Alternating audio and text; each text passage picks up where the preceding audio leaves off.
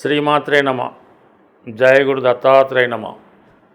ఈ వీడియోలో మనం మకర రాశి వారికి ఆగస్టు 1వ తారీఖు నుంచి 15వ తారీఖు మధ్యలో జరగబోయే పక్ష ఫలితాలు పరిశీలిద్దాం. మరి ఈ రాశి వారికి పరిశీలించినప్పుడు ముఖ్యంగా రాష్ట్రాధిపతి శని గురించి మనం తెలుసుకోవాల్సిందే. ఎందుకంటే ప్రస్తుతం శని 3వ స్థానంలో ఉంటూ గత కొన్ని సంవత్సరాలుగా పెడుతున్న ఇబ్బందుల నుంచి బయటపడవేయడం జరిగింది. అయితే ప్రస్తుతం వక్రగమనంలో ఉండడం వల్ల మీ యొక్క ప్రయత్నం మరింత ఎక్కువ కష్టపడవలసి ఉంటుంది. ఏదైనా మకర రాశి వారికి శ్రమాంతర విజయం ఏది కూడా అంత సునాయాసంగా రావడం జరగదు. ఇప్పుడు కూడా శని తృతీయ స్థానం వల్ల వక్రగమనం వల్ల అదనపు బాధ్యతలు, ఏదైనా కొత్త అవకాశం వచ్చింది, ఆ ఉద్యోగం మారాలి అనుకుంటే ఇక్కడ ఉన్నటువంటి బాధ్యతల వల్ల ఉద్యోగం మారలేకపోతుంటారు.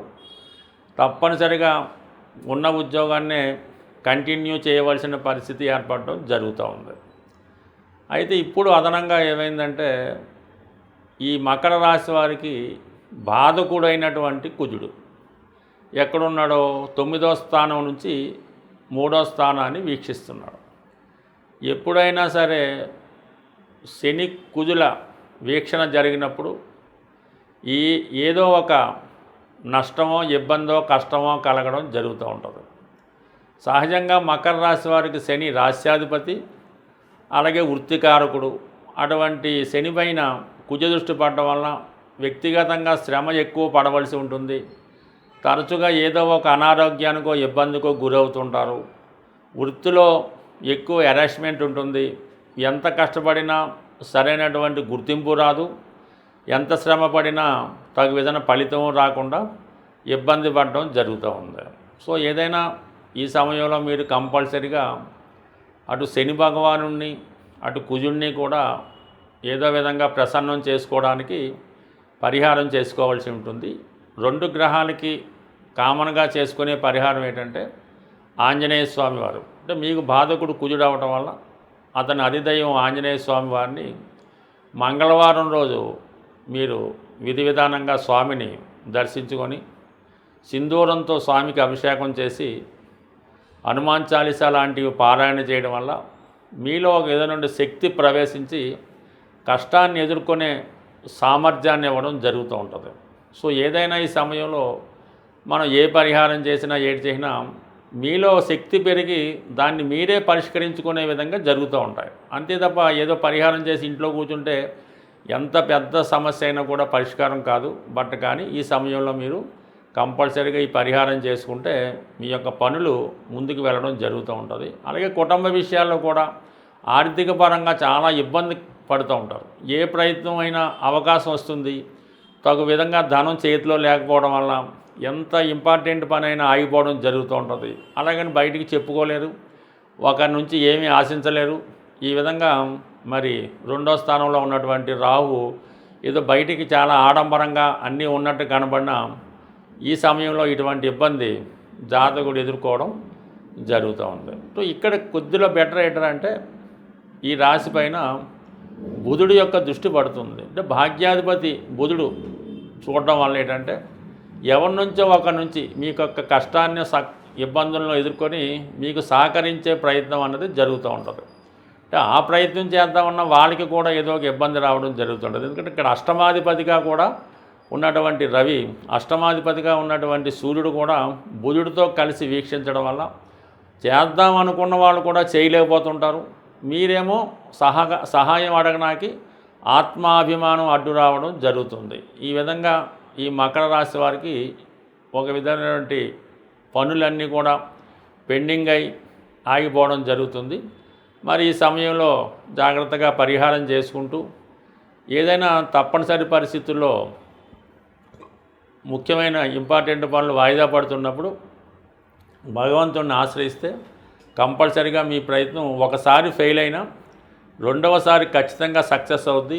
ఈ సమయంలో మీరు ఆత్మధైర్యంతో ఎదుర్కోవాల్సి ఉంటుంది. మరీ ముఖ్యంగా మీ కుటుంబంలో ఉన్నటువంటి స్త్రీలతో విరోధం రాకుండా చూసుకుంటే మంచిది. సాధారణంగా మన జాతకరీత్యా శుభంగా ఉన్నా నష్టంగా ఉన్నా కొన్ని పరిహారాలు అన్నవి చేయడం జరుగుతూ ఉంటుంది. అయితే మనం కొన్ని సందర్భాల్లో ఎన్ని పరిహారాలు చేసినప్పటికీ కూడా మనకి అర్హత ఉండి కూడా ఆ ఫలితం రావడం లేదంటే కంపల్సరిగా మనం నివసిస్తున్నటువంటి గృహంలో ఏదో విధమైనటువంటి వాస్తు దోషం ఉండడం వల్ల మనం చేస్తున్నటువంటి ప్రయత్నాలు ఫలించకుండా పోవడం జరుగుతూ ఉంటుంది. అందువలన కొంతమంది అపోహ ఏంటంటే మీకు ఏదో ఒక సొంత గృహం ఏదో ఊర్లోనో టౌన్లోనో ఉండడం జరుగుతూ ఉంటుంది. మీరు కారణాంతరాలు ఉద్యోగరీత్యా ఏ సిటీలోనో వేరొక ఇంట్లో అద్దెకు ఉండడం జరుగుతూ ఉంటుంది.